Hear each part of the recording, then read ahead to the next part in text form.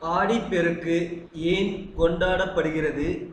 ஆடிப்பெருக்கின் வரலாறும் முக்கியத்துவமும் பற்றி இந்த பதிவில் விரிவாக பார்க்கலாம் வாங்க. அதற்கு முன்னாடி நம்ம சேனலை மறக்காம சப்ஸ்கிரைப் பண்ணுங்க. தமிழர்களின் முக்கிய பண்டிகைகளில் ஒன்றாக ஆடிப்பெருக்கு உள்ளது.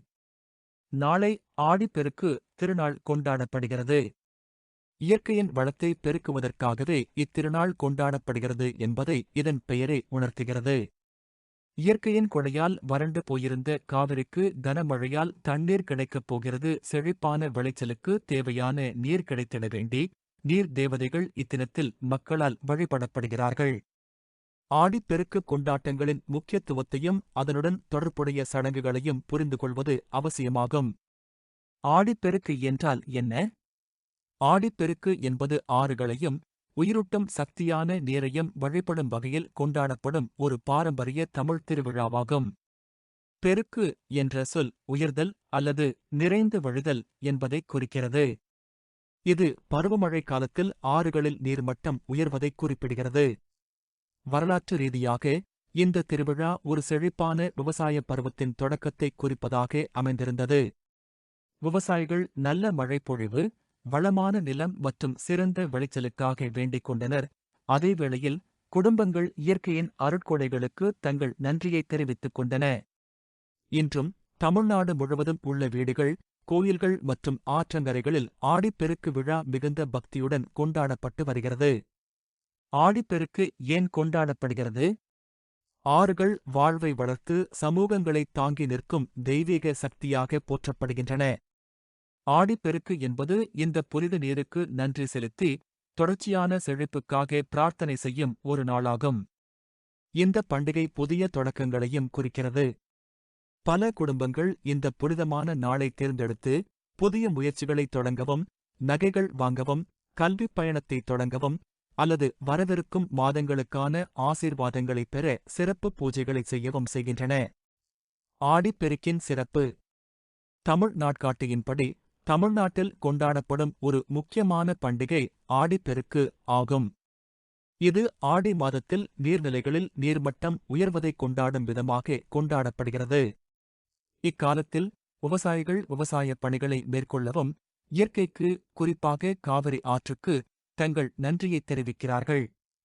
தமிழ்நாட்டில் மக்கள் இயற்கையை அம்மன் வடிவில் வழிபடுவதோடு காவிரி ஆற்றிற்கும் தங்கள் நன்றியைத் தெரிவிக்கின்றனர். கருணை, அமைதி மற்றும் செழிப்பை வாரி வழங்கும் இயற்கைக்கு நன்றி செலுத்தும் நாளாக இந்த ஆடிப்பெருக்கு உள்ளது. மேலும் இப்பண்டிகை சார்ந்த சடங்குகள் முக்கியமாக பெண்களால் மேற்கொள்ளப்படுகின்றன என்பது பெண்களுக்கும் இயற்கைக்கும் உள்ள ஒற்றுமையை இது போற்றுகிறது. தாலி பிரித்தல். இந்து திருமணங்களில் தாலி பிரித்தல் எனும் முக்கிய சடங்கிற்கு மிகவும் உகந்த நாளாக ஆடிப்பெருக்கு கருதப்படுகிறது. திருமணத்தின் போது மணமகன் மணமகளுக்கு மஞ்சள் கயிற்றைக் கட்டுவார். இந்த கயிறு திருமணத்தின் அடையாளமாக திகழ்கிறது. திருமணம் முடிந்து சிறிது காலம் சென்ற பிறகு ஒரு நல்ல நாளில் அந்த கயிறு தங்கச் சங்கிலியாக மாற்றப்படும்.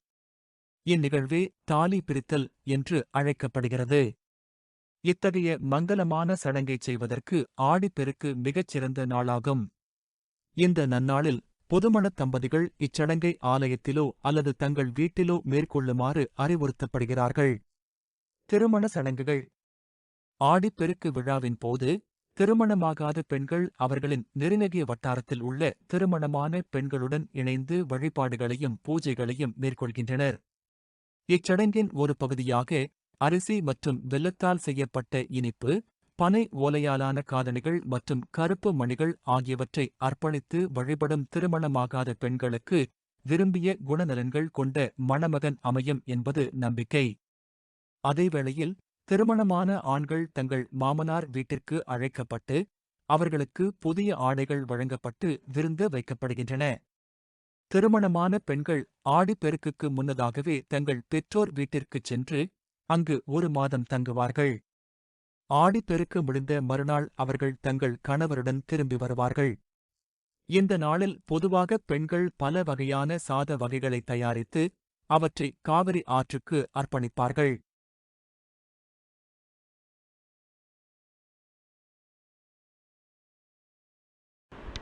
Thanks for watching.